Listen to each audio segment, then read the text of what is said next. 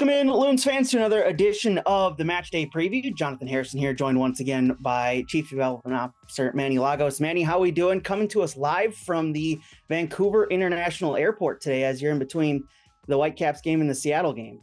Yeah, I'm heading back home. The guys are going to have a nice regen day here in Vancouver. Spend a couple days in Vancouver and train here. Get ready for, I think, a big one for the road trip from Seattle. It was a nice point last night. I'm sure we'll get into it, but this is probably our toughest road trip of the year.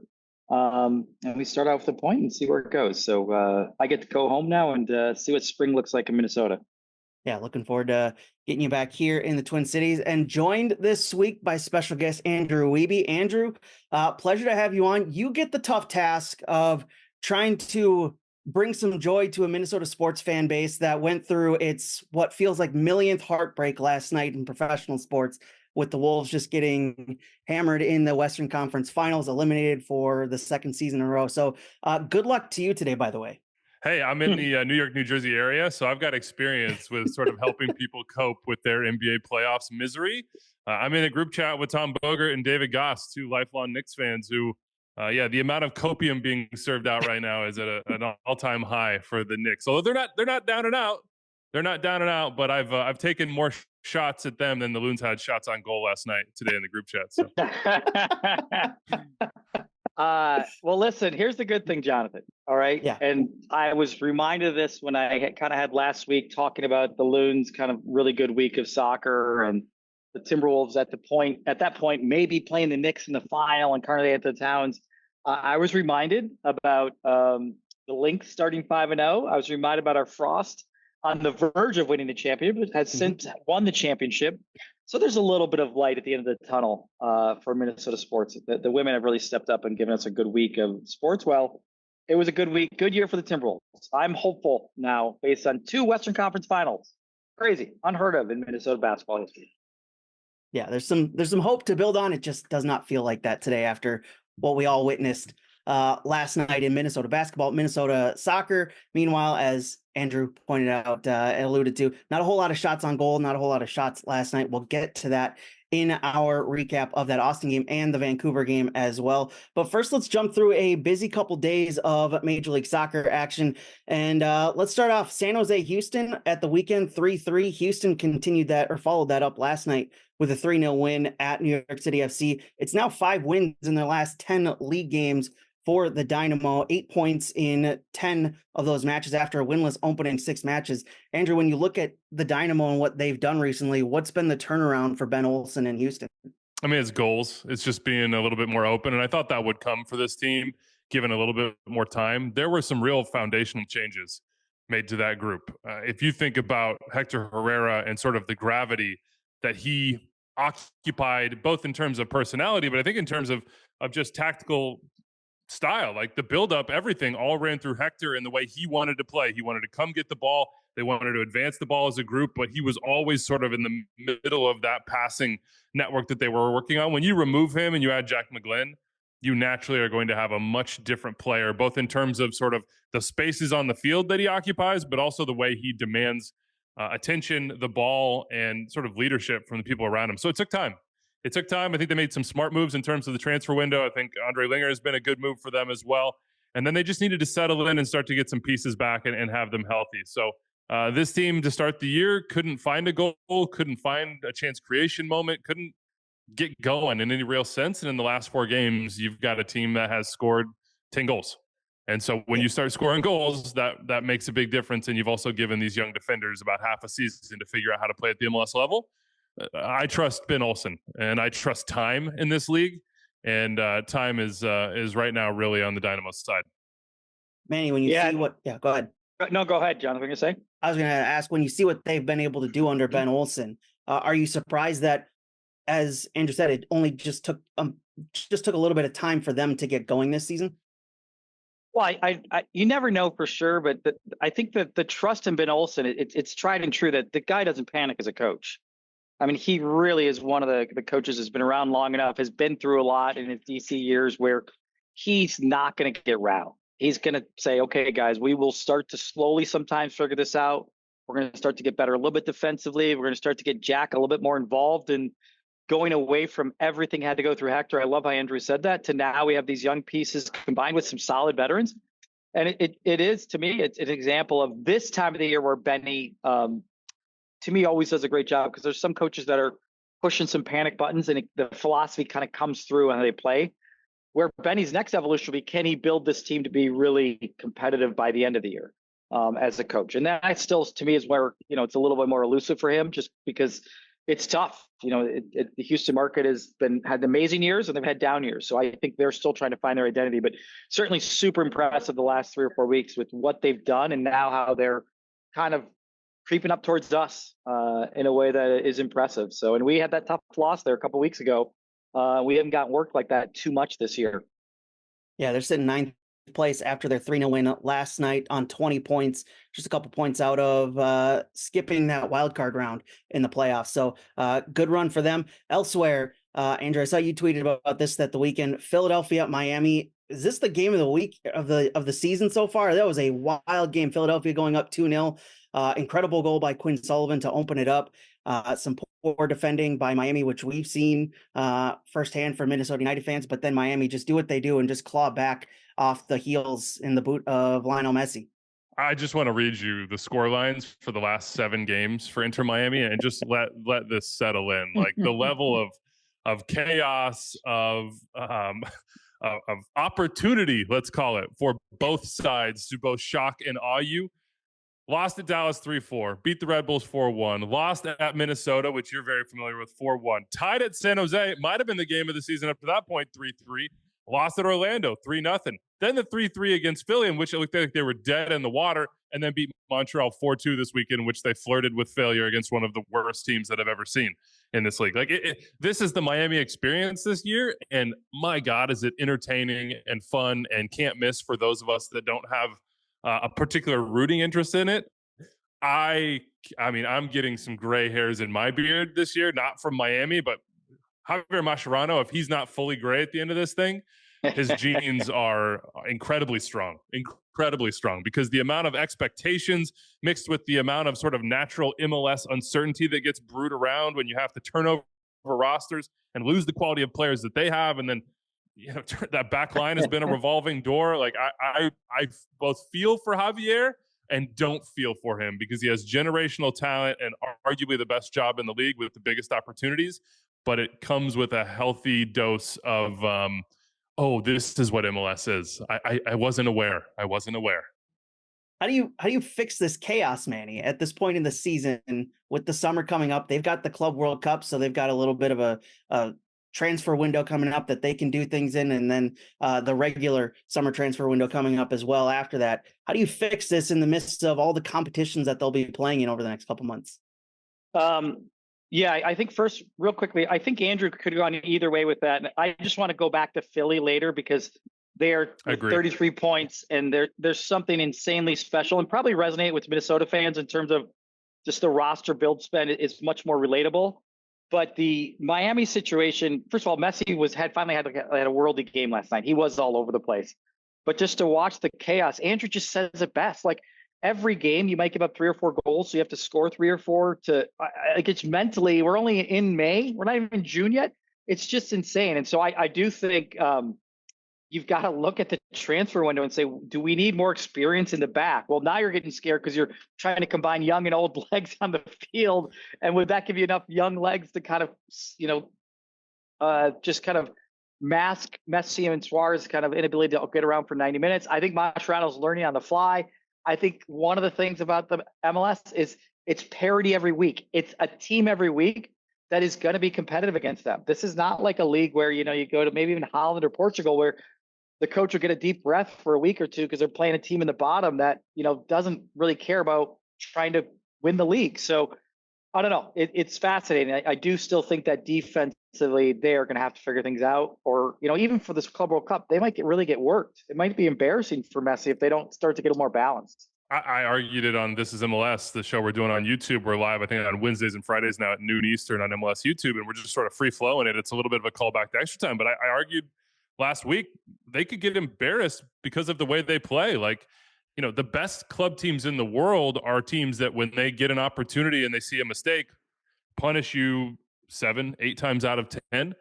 And, in MLS, they might get away with more mistakes. At Club World Cup, they won't get away with those mistakes. And I actually think, Manny, it's interesting because if you look at the back line, they've done a decent job mixing youth with veteran. Like Maxi Falcone was supposed to be that guy. David Martinez last year was supposed to be that guy. Aviles is a $6 million center back prospect. Like Noah Allen's been good. Frey's been good. Lujan is supposed to be in the middle ground. Like personnel-wise, I think they might have those pieces. The area of the field that I think is their biggest issue is that guy next to Sergio Busquets. Sure. And I just don't think you can replace Gomez. And I think collectively, maybe we all breezed over that loss in the offseason a little bit too much and said, well, Nick Bright can fill in, yada, yada. But we're talking about arguably one of the best young midfielders in the world, certainly in CONMEBOL, maybe in the EPL. In Gomez, and to lose that ground coverage and that ability to link the attack and the defense and just put out fires with his physicality, I think that is the most glaring issue for them right now, because Busquets, for all the quality he has inhabiting those 2 feet and his brain, he's not keeping up with the chaotic play that kind of defines MLS, the back and forth. And yeah, they got open games because of it, I think.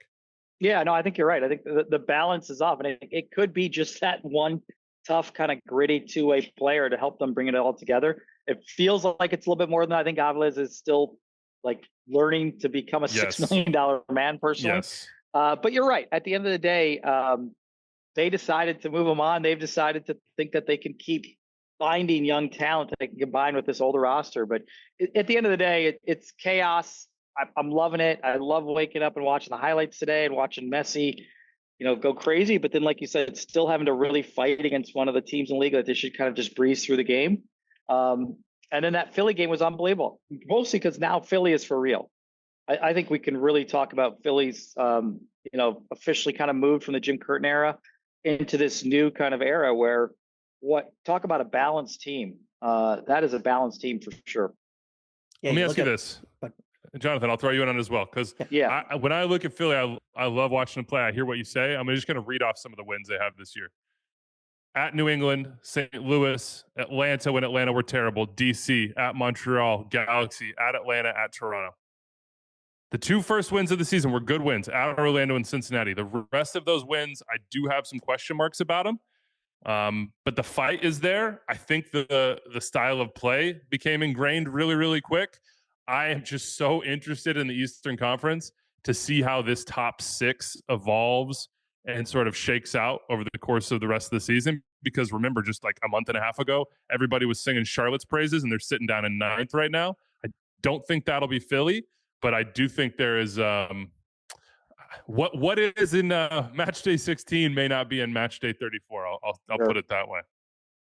Yeah, I think that's absolutely fair. I mean, you name some of those teams, and you fairly question some of those wins and what they actually mean compared to some of the wins that Cincinnati, Nashville, Columbus, Orlando, the other top teams in the Eastern Conference. That is absolutely stacked this season. That is an incredible top of the Eastern Conference, as it seems like it always is.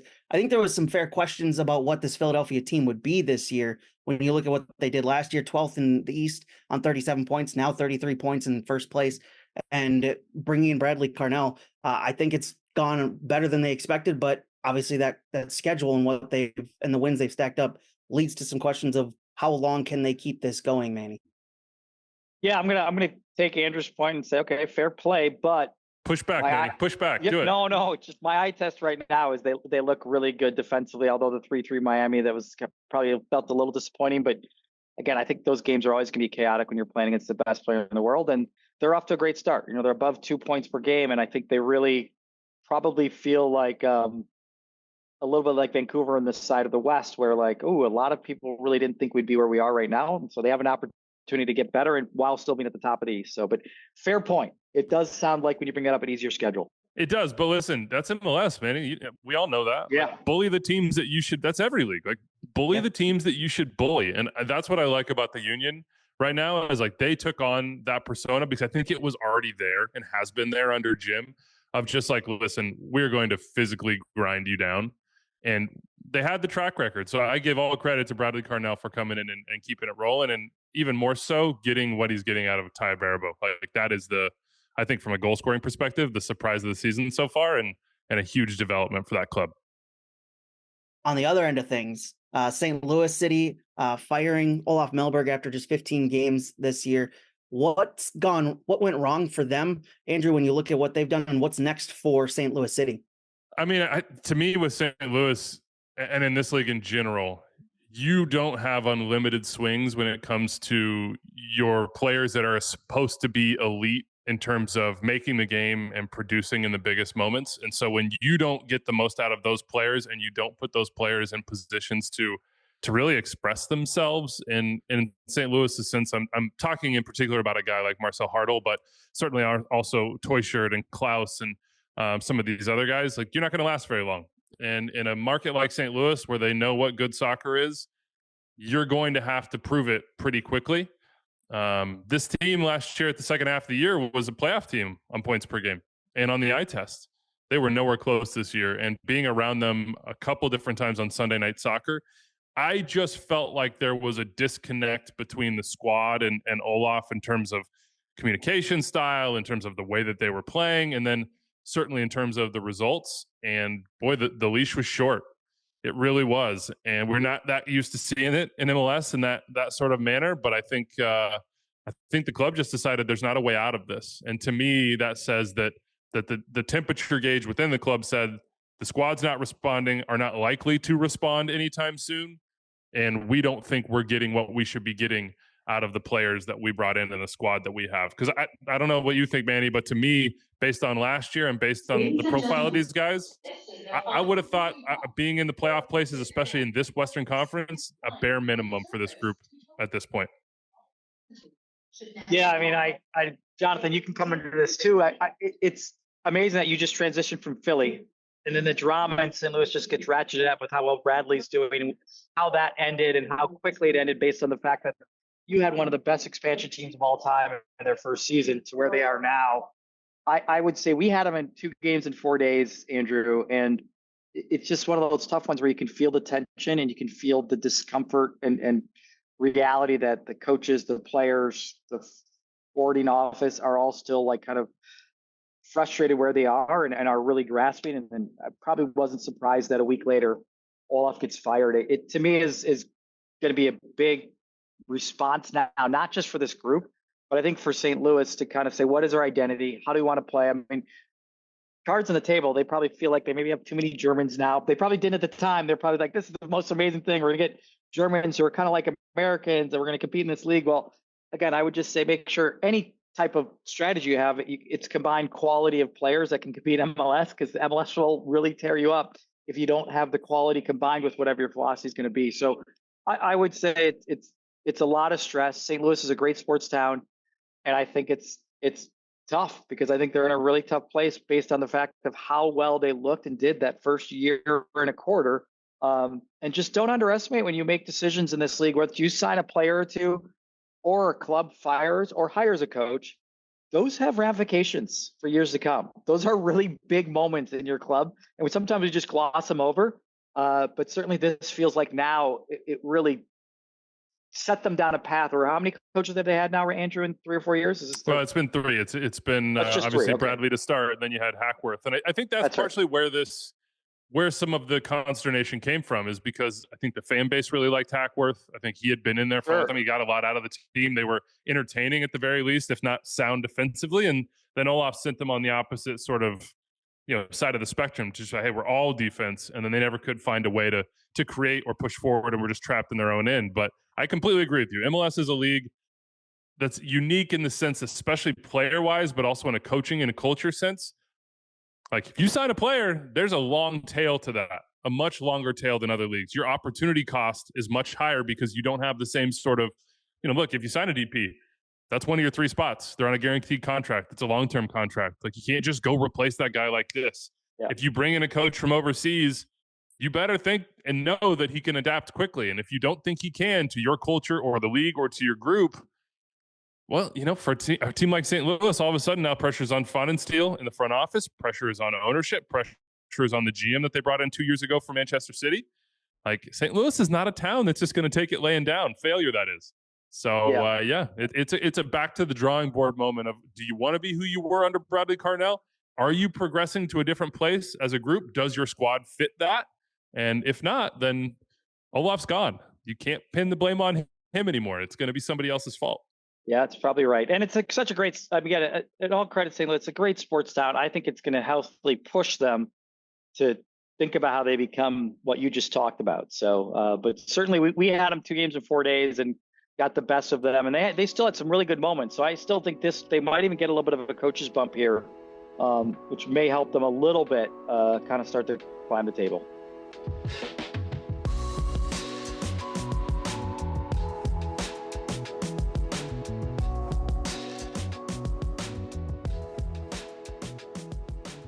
Hey students, need a study break?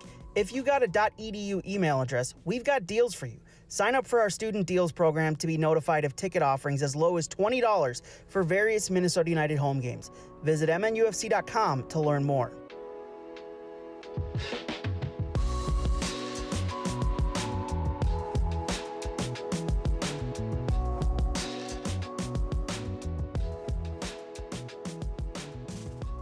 Looking forward to seeing what they can do going forward. Though this has been a fun conversation about the rest of the league, let's jump into the Minnesota United aspect of this. Couple draws for the Loons over the past week. A 1-1 draw against Austin, and then a 0-0 draw last night in Vancouver.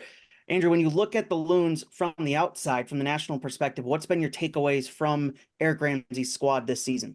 I mean, just a profound sense of pragmatism, I think, from Eric Ramsey, of putting results always before aesthetics. And that's not to say that there aren't aesthetic qualities to this team. I think that would be completely unfair. Like, I think about the Julian Gressel goal recently as one of those moments where when they want to play, when the opportunity in the game presents itself to play and to possess and to build through teams and to attack at pace, they can do it.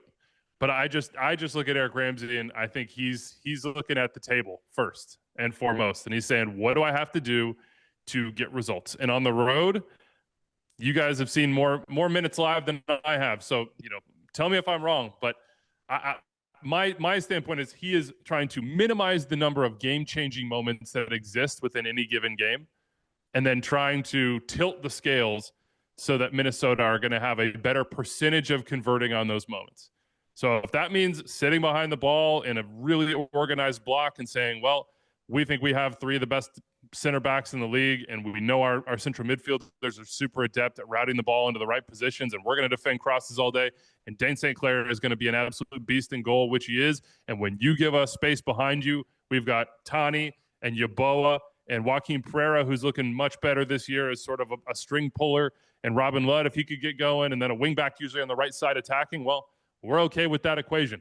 Like, we can do that on the road. And that's what it looked like last night to me, except when they had their moments to try to put something together to advance or to go at pace, they were sloppy and they were poor with the ball. And when you're playing that way and you're sloppy and poor with the ball, then the shot disparity looks the way it does. But I am much more interested in watching Minnesota oftentimes at home, because I think Eric gets a little bit more, it gives a little bit more, the reins a little bit more to the group. And this group has a ton of quality. So I look at the table and I think Minnesota are right where they should be. And I still think we're looking at probably like closer to floor than ceiling with this group. And that is exactly where you want to be in the middle of an MLS season, with a ton of room to build up and beyond where you are now. So for me, it's been a really good second season for Eric Ramsey. Manny? Oh, so much to go. I'm going to go back to Andrew, because guys, being at this game last night and just seeing the 90 minutes of just commitment to decide to defend, and then whether we could actually get forward or create chances, or if we really didn't want to run forward, which I'll dive into in a second.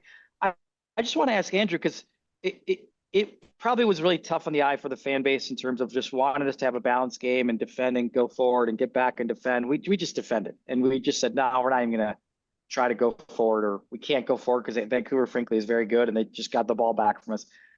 Is there an example, Andrew? You've been around so long, of a team that has played like us in the league, like just week in and week out. We're just like hungry to play 90 minutes of defense, and we don't panic. I mean, that's what's amazing. Last night, I know. I'm just trying to think of like, and we kind of are calm about it, and our guys just say, okay, we're just going to go back and defend. We almost give the ball back and say that's what we do. So I'm trying to. Is there another team like us over the years in the league? These are the exact conversations that I used to revel in on Extra Time, because you bring in Doyle, who's got his encyclopedic knowledge, and then we start pulling off each other. But I can't think of a team that played like this that high up the table, but who could also score this way. Yeah. I think there are some elements of maybe not as extreme, because I think the Union, over some of those years where they did a lot of this, where they were just nails defensively, they would go out and try to press you, and they would almost attack without the ball. Whereas I don't see Minnesota attack in that same way as much. It's more of like, we're going to be in our block and then we're going to break from there. Whereas I think Philly would come out a little bit more. But that commitment to defense mixed with an ability to still score and set piece excellence, those two things I think sort of define this team in a lot of ways. Look, it's so effective. And like I said, I still just think there is another level. And if I had to guess in that coaching room, they're figuring out week by week how to coax that next level out of their guys. But I agree with you on Vancouver. They are one of the best counter-pressing teams, not just in the league, in the region this year. The way that they are positioned once they advance up the field, and their commitment to defend just in a different area of the field is really, really impressive. And BC Place is not easy. Like, it's for a lot of reasons. Just the environment's a little bit strange. The turf's a little bit different than other turfs around the league. I think it's a result that Minnesota should be proud of, but it's also a result that I think Eric Ramsey should look at and be like, let's not spend a ton of time watching that. We know we can defend. We don't need to see the tape on that. Seattle is going to be a little bit of a different story, I think. Still a difference in possession, but I don't think Seattle will in the counter press be quite as aggressive. Yeah, I think specific. Yeah. Go ahead, Jonathan. Yeah, I was gonna say, you mentioned much more closer to the floor than the ceiling at this point in the season. What do you think the ceiling is for Minnesota United? I mean, I think the ceiling is in the top four of the West going into the playoffs. And then to me, it's just an ability to not win games having 55% of the ball, but win games having 40 to 45% of the ball and just being a little bit cleaner and more effective in those moments where they win it in that mid-block area. Like, one of the guys I look out on this team that I just, and you guys could tell me better. I was trying to figure it out this morning. I was watching a bunch of tape, trying to look into some of the underlying statistics. Why is Robin Ludd so much less productive in terms of his numbers this year? And it's not just goals and assists. It's not just the stuff that hits you in the face like a frying pan. It's carries of any variety on any point of the field, particularly into the final third. It's through balls. It's box entry passes. It's carries into the box. It felt like when I watched him last year, he was the focal point of those moments where you get the ball and you either try to build or break. And he's really good in both situations, both as a guy leading the break but late arriving, and then also with the ball at his feet more in a traditional possession sense. But I think getting him going and then figuring out how to get more out of whether it's Bongi or it's Julian Gressel on the right, those two pieces to me, like just another number in the attack, another player to combine with, another sort of focal point to play off of with the ball. If you can add those things, I defensively I have no questions. Like, pass, on to the next. Goalkeeper, I have no questions. Pass, on to the next. It's just a question of when they have to go on the road against great teams, what do they do? Are they able to control moments of the game that they want to control? Manny? Yeah, I think the Robin Lloyd point's a good point, because it felt, Dan and I had talked about this on the radio broadcast, where at the beginning of the season, it felt like Robin Lloyd just wasn't as involved as he was last season, and the team kind of struggled for it. There was a couple games here over the past month where he was really involved and really dynamic and was producing on the field, and you could feel the team's offensive prowess start coming to the forefront. And then past couple games, it's kind of dropped off a little bit, not to the extent that it was at the beginning of the season, but a little bit more from what we've seen in that little middle stretch there. Yeah, I think everything is kind of integrated in terms of where we are and where we want to go. And that means some of these individual players that need to kind of step out of their own comfort zone about how well they're playing defensively and still bring their kind of personality offensively. I would say for me, the team has to evolve over the season to figure out. It probably, for me, ironically, starts with our center midfielders a little bit more. And they've been great defensively, and they've been great somewhat connectors. But I do think we have to figure out ways to get guys forward more by them just being a little bit more hungry to keep the ball in good times or move it from one area to the next. So I guess for me, it's funny. Like, again, we are an elite defensive team. That's unbelievable in this league. We are very, very elite. Like we're talking top 3, maybe even top team. We are mid-tier right now when it comes to solving problems outside of set pieces and defense. So to me, the question would be, well, how much do we want to focus on that? How much does Eric want to evolve to get better in those areas while not taking away us continuing to be an elite team? I would say Robin would have to get going. Probably it has to do a little bit with Joaquin winding the ball more, probably asking for it more in the kind of tough spots. So to me, that's more of Eric working with Robin to figure out how he can be impactful within the setup we have right now. And, sometimes when he's played high as a second forward, he's been very good. This situation, like last night, he kind of became a 5-4-1 where he kind of played on the right. He just kind of doesn't seem hungry to run a lot right now. So it might be just asking him to say, hey, get out there and give us a little bit more output. Go ahead. It's not always tactical, right? Like, sometimes I think we can trend toward things like, why isn't Robin Lloyd performing? What can Eric Ramsey do? And sometimes it's like, what can Robin Lloyd do as well? I agree with your point on the central midfield as well. I just think this game on the weekend, you're going to see the flip side of that equation, which is Christian Roldan, which is what can a number 6 in those deep lying positions who wants the ball, who wants to progress the ball, who's constantly moving to keep it and combine. How does that affect the team and their ability in those moments where they have the ball to control games? Christian Roldan is a great example if Loons fans are watching this weekend of a 6 in this league that is really adept at doing that and also playing that killer ball himself. I can't wait to see how Eric deals with him because Jonathan, what this amazing transition. I mean, Andrew must have been doing this for decades now to be able to transition from us forgetting about the Vancouver. By the way, we got a point last night. We got an opportunity to get 2-4 on the toughest road trip of any team probably this year. I'm glass half full and the sun is out today. And you are exactly right. Let's start with Christian Roldan because I will tell you guys right now, he is probably one of my favorite players all time in MLS based on every game. He just does whatever he thinks is right to help a team win a game. And yet that is priceless in MLS. He's not the most athletic.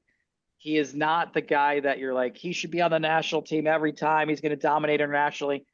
But he is the prototypical what you want when you build an MLS team because he will always adapt to try to help the team win, whether that's defensively, offensively. And he is always thinking, like you said, how can I sneak and get an opportunity for our team to win this game?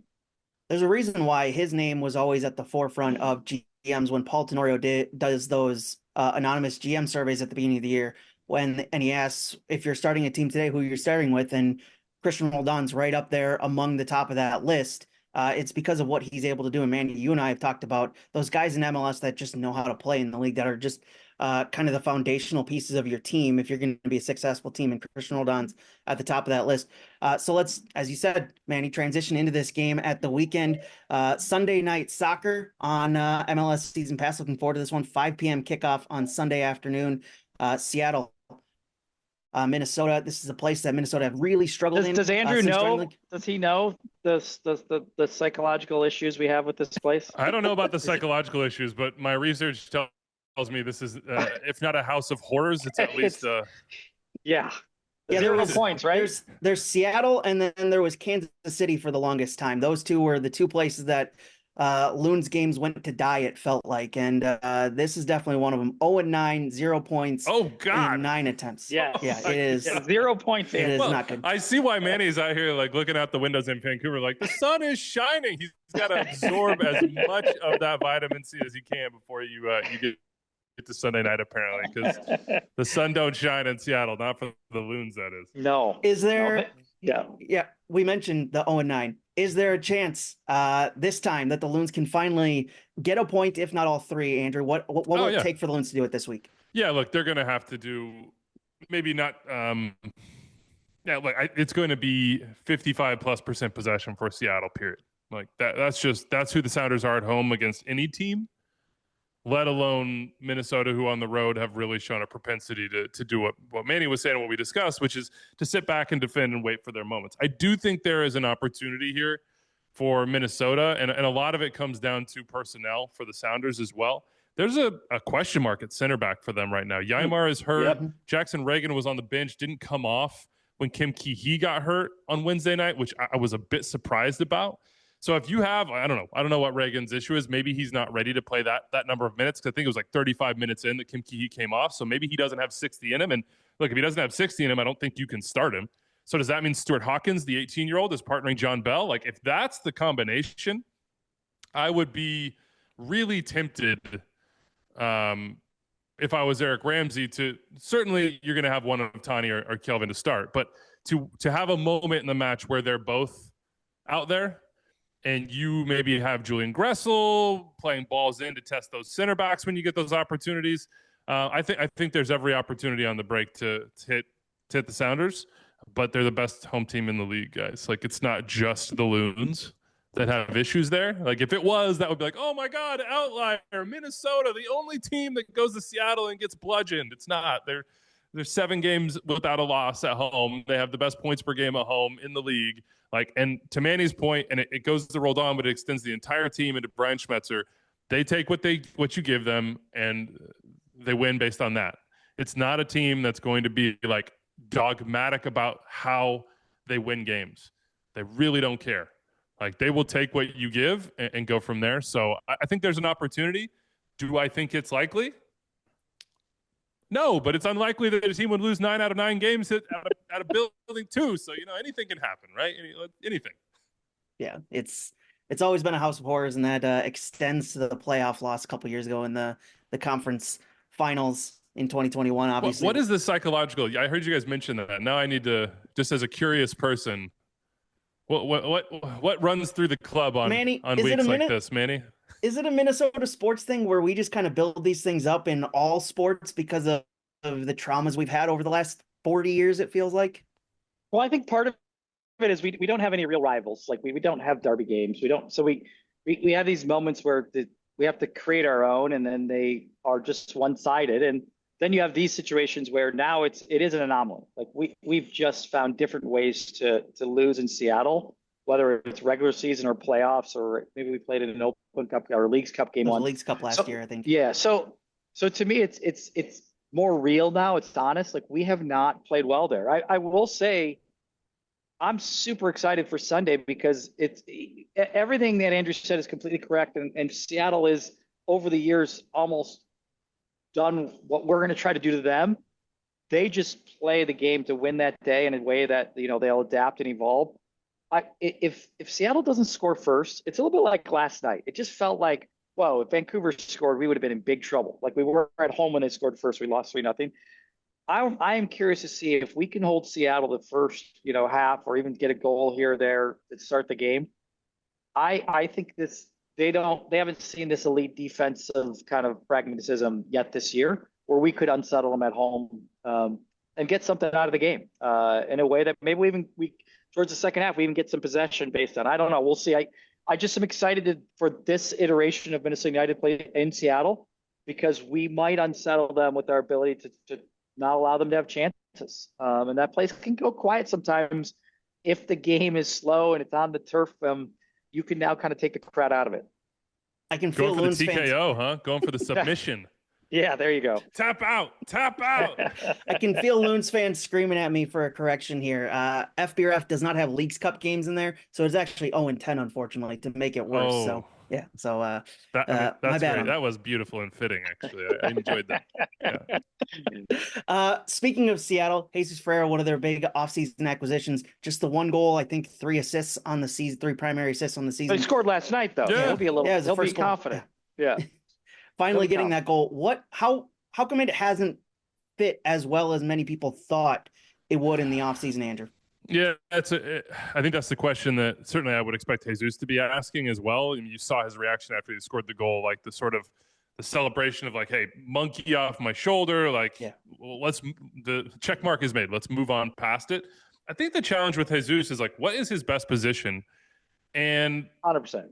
And I'm just not sure that, like, with all the injuries that the Sounders have had, that we've been able to see him with the right complement of pieces around him playing and what would be his most effective position. Like, the goal he scored last night is a true 9 goal, right? Like, he's making the run off a back shoulder. He's trying to stretch the line. He's trying to threaten like he's going to go into the channel, which he's able to do because he has the speed to do it. And then he kind of hits the brakes, steps back, takes a good touch, turns in the box and scores. Like, We've seen that Jesus Ferreira. We've seen more of the sitting in the right half space, quasi number 10 Jesus Ferreira in the FC Dallas days. Like, I think one of the things with Seattle and the reason they got him was they were like, listen, we need that versatility. We need a guy who can kind of bounce around and fit in those different pockets, that can play, on the right side if Pedro de la Vega is not delivering or firing or in form, who could fill in for Jordan Morris if Jordan Morris is hurt. But Danny Musovski has just been so much more effective at that 9 position, so has got the run there. Could play on the left-hand side even and cut in. So I think that remains Jesus's like blessing and curse, is like, what is the right spot? He's not going to play the 10. That's Rusnak's done and dusted. I think Albert's one of the most underrated 10s in the entire league. So where does he play? And if it takes time to build up that momentum, to build up a new sort of a positive reference point as an attacking player in a new squad, that's where you start to have a prolonged drought, and that's where the questions start to mount. So I sort of think it's on the right side, coming inside with Roldan overlapping around him and giving him space and another option both to combine but to play him behind and then have him arrive late.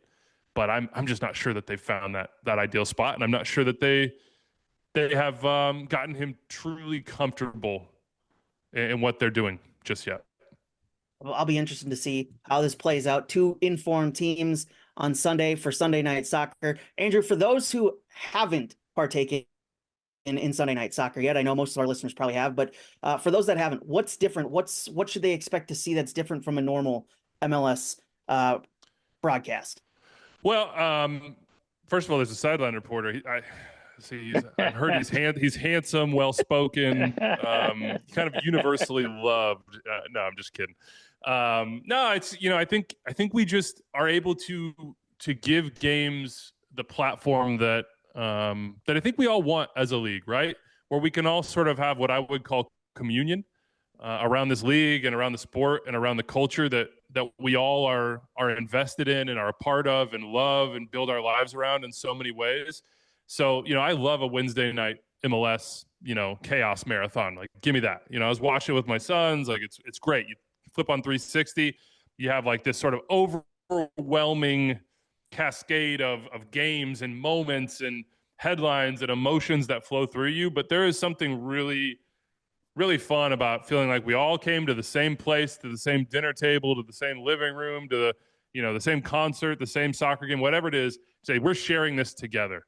All right, put on a show. Like, and I think that platform teams are starting to recognize and do that with. Like, I was unfortunate I couldn't be in Atlanta last week because, the one time I can't be there, we have an absolute banger of a game with goals and narratives galore.